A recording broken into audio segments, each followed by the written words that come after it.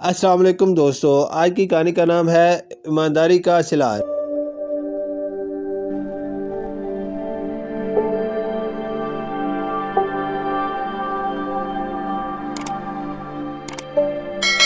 گاڑی اپنی منزل کی جانب تیزی سے رواں دواں تھی۔ سخت سردی کی وجہ سے مسافروں نے تمام کھڑکیاں اور دروازے بند کر رکھے تھے۔ رات گہری اور سردی حد سے زیادہ بڑھ گئی تھی۔ عرفان اس سرد رات میں اپنے خیالات میں الجھا ہوا منزل مقصود کی جانب گامزن تھا۔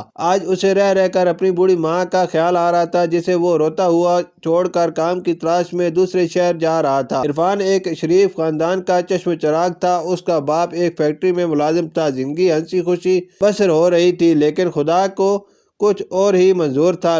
ایک دن عرفان اسکول سے واپس گھر آیا تو گھر پر ایک بری خبر اس کی منتظر تھی۔ اس کا باپ آج ان دونوں کو چھوڑ اپنے خالق حقیقی سے جا ملا تھا۔ عرفان کی ماں کا رو رو کر برا حال تھا۔ خود عرفان کی حالت بھی ماں سے مختلف نہ تھی۔ عرفان کو اپنے باپ کی موت کا بے حد دکھ تھا، لیکن صبر کے سوا اس کے پاس کوئی اور چارہ نہ تھا۔ باپ کی موت کے بعد عرفان کے گھر کے حالات بھی خراب ہو گئے تھے، کیونکہ جب کوئی کمانے والا ہی نہ ہو تو گھر کا خرچ کیسے چلے گا۔ عرفان ایک باضمیر نوجوان تھا۔ اس سے یہ برداشت نہ ہو سکا کہ اس کے ہوتے ہوئے بات فاقوں تک پہنچ جائے۔ اس لیے عرفان نے اپنے شہر میں کام کی تلاش شروع کر دی، لیکن اسے ہر جگہ مایوسی کا سامنا کرنا پڑا۔ آخر تنگ آ کر اس نے اپنی ماں سے دوسرے شہر جانے کی اجازت مانگی۔ آخرکار عرفان کے اصرار پر اس کی ماں نے بڑی مشکل سے اسے اجازت دے دی، اور آج وہ اپنے مختصر سے سامان کے ساتھ دوسرے شہر جا رہا تھا۔ ٹکٹ دکھاؤ۔ ٹکٹ چیکر کی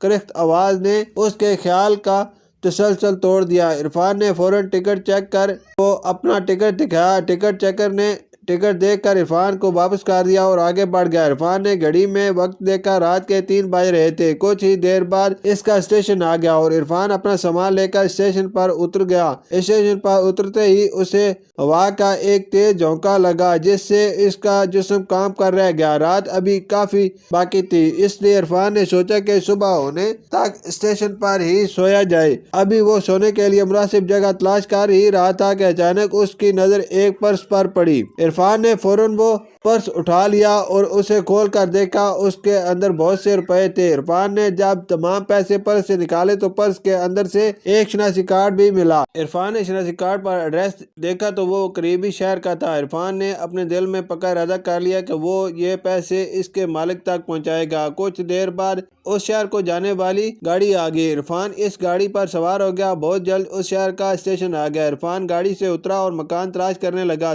سورج اپنی کرنوں سے روشنی پھیلانے میں مصروف تھا۔ کچھ دیر بعد عرفان ایک مکان کے سامنے کھڑا تھا۔ مکان ایک بہترین طرز پر تعمیر کیا گیا تھا۔ عرفان نے کال بیل بجائی۔ کچھ دیر بعد ایک خوشبو نوجوان باہر نکلا۔ عرفان نے آگے بڑھ کر اس سے ہاتھ ملایا اور جیب سے شناسی کارڈ نکال کر دکھایا۔ شناسی کارڈ پر اسی شخص کی تصویر لگی ہوئی تھی۔ عرفان نے ساری صورتحال اسے بتائی اور اس کے پیسے اور شناسی کارڈ واپس کر دیا۔ وہ شخص عرفان کی ایمانداری سے بہت متاثر ہوا، عرفان کو اپنے ساتھ لے کر گیا۔ اس شخص نے عرفان کی خوب خاطر مدارت کی اور دوسرے شہر آنے کی وجہ پوچھی۔ یہ نوجوان ایک بہت بڑی فیکٹری کا مالک تھا۔ عرفان نے اسے بتایا کہ وہ دوسرے شہر نوکری کی تلاش میں آیا ہے۔ اس شخص نے عرفان کی ایمانداری کو دیکھتے ہوئے فوراً اپنی فیکٹری میں ملازمت رکھ لیا۔ عرفان بھی بہت خوش ہوا کہ اسے اس کی ایمانداری کا پھل مل گیا ہے۔ اس کہانی سے ہمیں یہ سبق ملتا ہے کہ ہم پر چاہے کتنی مصیبت کیوں نہ آئے، مصیبت سے کبھی گھبرانا نہیں چاہیے اور ہمیں ایمانداری سے کام کرنا چاہیے۔ شکریہ۔